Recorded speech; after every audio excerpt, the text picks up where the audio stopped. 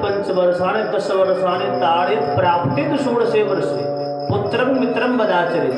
फिर 15 वर्ष के बाद फिर वो पुत्र नहीं रहता है, वो मित्र हो जाता है। अब उसको पुत्र की तरह व्यवहार नहीं, उसको मित्र की तरह। क्यों?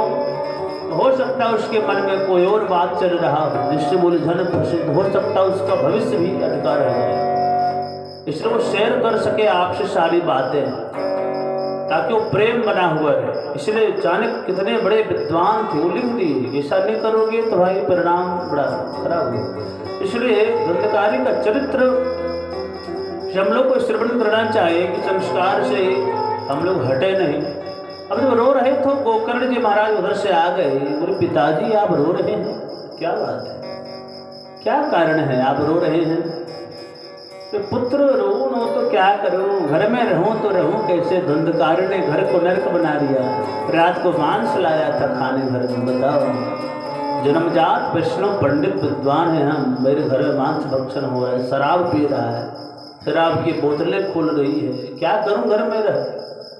लेकिन पुत्र वन में जाऊं तो जाऊं कैसे, मन में इतना प्रबल वैराग्य भी मेरे मन में नहीं है। वैराग्य हो तो ही वन में जा सकते हैं, वन में जाना इतनी आसान बात नहीं। गोकर्ण जी महाराज बोले पिताजी वन में जाने से होगा भी क्या, वन में जाने से हरि मिलते होते तो शेर का तो जन्म ही वन में होता है, गिदड़ का तो जन्म ही वन में होता है, उससे कोई फायदा आपको नहीं है। घर में ही रहिए, घर को ही वन बनाइए और प्रेम से ईश्वर को आदि कीजिए। पिताजी तो वहां पर उपदेश दिए कि देहे स्थिमान सरुधिरे अभिमतिम तजत्तम जाया सुतादिषु सदा ममतां मंच पश्य निशं जगदिदं क्षणभंगुनिष्ठं वैराग्य राग रसिको हव भक्तिनिष्ठ देहे स्थिमान सरुधिरे। देह का जो ये देहाभिमान उसको त्यागिए। अरे देह ही जो मेरा नहीं है, देह का नाते आपके कहाँ है पिताजी? आप कहते हैं पुत्र है, न जाने कितने बार वो आपका पिता बन चुका, इस जन्म में पुत्र है तो क्या हुआ, अगले जन्म में कौन थे आपको मालूम है?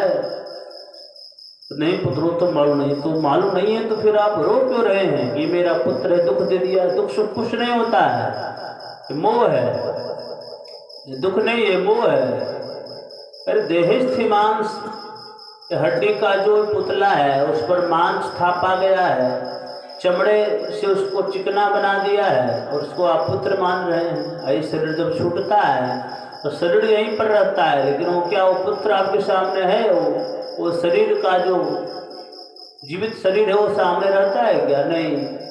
उसी तरह प्राण छूट जाने से शरीर बेकार है, तो क्या वो मांस के लोथड़े को आप, अरे जब सुबह का बना हुआ भोजन शाम को बासी हो जाता है, अगले दिन दुर्गंध आने लगता है, तो वही भोजन से बना हुआ शरीर ये नित्य कैसा, ये तो बासी होना ही है, इसका अंत तो होना ही है। आप मोह माया न करें पिताजी, यही आपसे मेरी विनती होगी।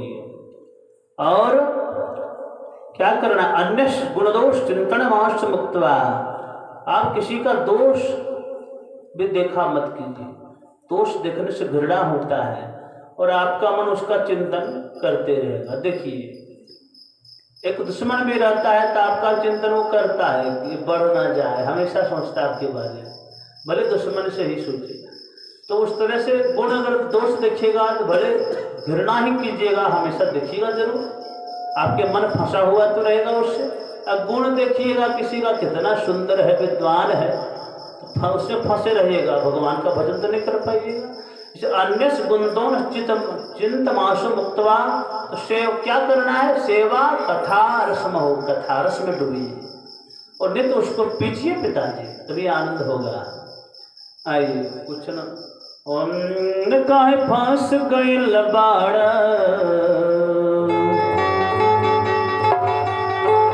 काहे फंस गई लबाड़ माया के बजरिया, फंस गई लबाड़।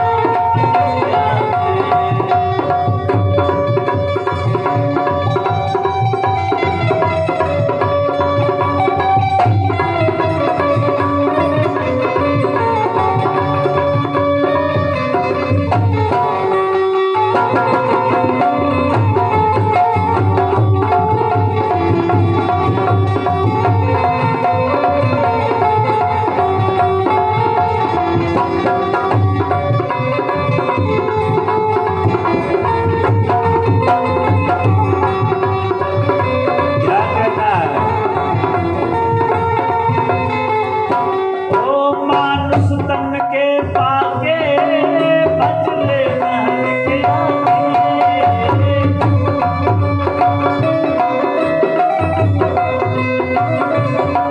मानुष तन के पाके भजले महल के आगे।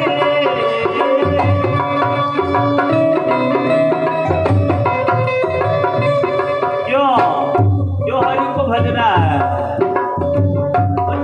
एक परी तोहरा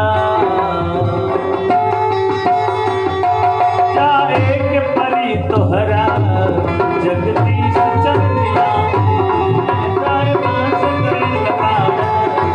माया के पचरिया।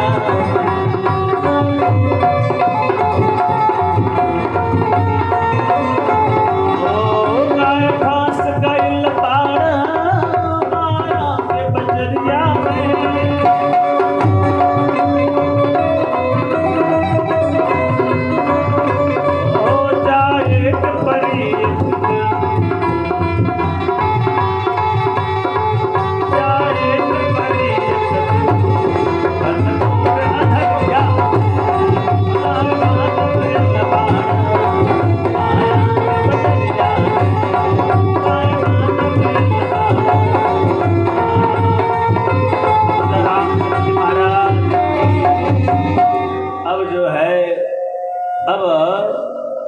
पिताजी को उपदेश देने के बाद गोकर्ण जी महाराज जब उपदेश दिए, आदिदेव जी महाराज को वैराग हो गया और भागवत के 10वें स्कंद का पाठ करते करते जीवन को बिताने वन की ओर चल गए। घर में माता जी अकेली।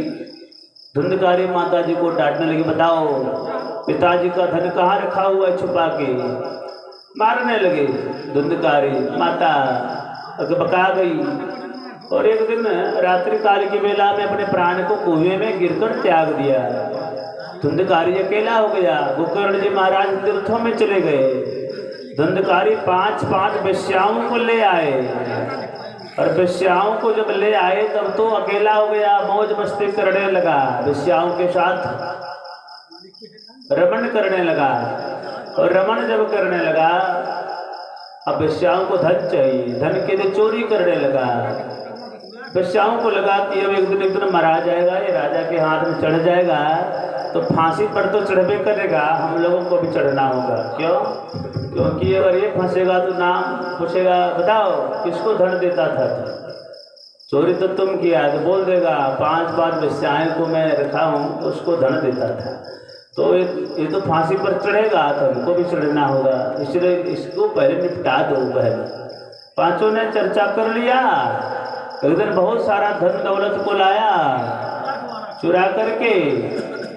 रात्रि काल की बेला में जो है तो धन को 5 ने बांट लिया और कह दिया कि सुनो, इसको मारने के बाद फिर अगर बाहर में पूछे कोई कहाँ गया है, पति तुम्हारा कहाँ गया है तुम लोग का, तो सबको बोलना है कि वो बाहर विदेश कमाने गया है, यहाँ नहीं है। बहुत सारा धन कमाना था उनको तो चले गए। देखिए, स्त्री नाम नैवत विश्वास हो दुष्टानाम कार्य। स्त्री पर जो पैसे पर होता है, जो धन की लालच पड़ी रहती है, उस पर विश्वास नहीं है। आज के समय में भी हो रहा है, विवाह होता है लेकिन चलता नहीं है। तो स्त्री नाम नैवत विश्वास हो, स्त्री जो पैसे के लोलुप है वो विश्वास के लायक हो नहीं सकता। तो इस तरह विश्वास के लायक थी नहीं। रात्रि काल की बेला में चारपाई पर बांध दिया। वो तप्तांगारस्त समूह, जलती हुई अंगारों की लकड़ी समूह में उसको डाल करके जोर से, और उसको अंततः मृत्यु प्रदान करवा दिया। और उसको जमीन गाड़ करके वही खोद करके गाड़ दिया, ऊपर से लिपा पोती कर दिया और घर छोड़ के 5 जब निकलने लगा, पूछा, बोला अरे बड़े विदेश गए हैं कमाने, तुम लोग पति के बारे में क्यों पूछते हो? वो धन कमा के आएंगे, तुम लोग जलते हो क्या? इस प्रकार से फिर पूछने नहीं लगा, वो सब निकल पड़ी और भयंकर प्रेत बन गया धुंधकारी जो है। गोकर्ण जी महाराज को तो सिद्ध पुरुष थे, पता चल गया तो अपना गया में गया श्राद्ध भी कर दिए थे। एक दिन रात्रि काल की बेला में गोकर्ण जी महाराज आए अपने घर, तो साफ सफाई बहुत गंदा हो गया था, मैनुष कोई था नहीं। सब सफाई करके जैसे सोने जा रहे थे तो देखिए क्या एक कोने में जो है शक्रण महिखा शकृत अग्नि शकृत इंद्र महिषो भवत। एक जीव है जो कोई महिष बनता है, इंद्र बनता है, कोई भेड़ा बनता है, कभी कुत्ता बनता है, बड़ा कभी हाथी बनता है। तो देखकर गोकर्ण जी महाराज को लगा कौन है, कौन हो तुम? तो बड़ा विचित्र तुम चेहरा दिखा रहे हो, क्या कारण है? तो संज्ञा मात्रम में वही संज्ञा इशारा कर देते थे। इशारा गोकर्ण जी महाराज कमंडल से जल निकाल करके छिड़के। जल छिड़कने के बाद उसमें वाक शक्ति आई। बोला यहम भ्राता त्वदीयोऽस्मि धुंधुकारी नामतः स्वकीयनेव दौसेन ब्रह्मदबं नाशितं मया। मैं भ्राता तुम्हारा भाई धुंधकारी हूँ और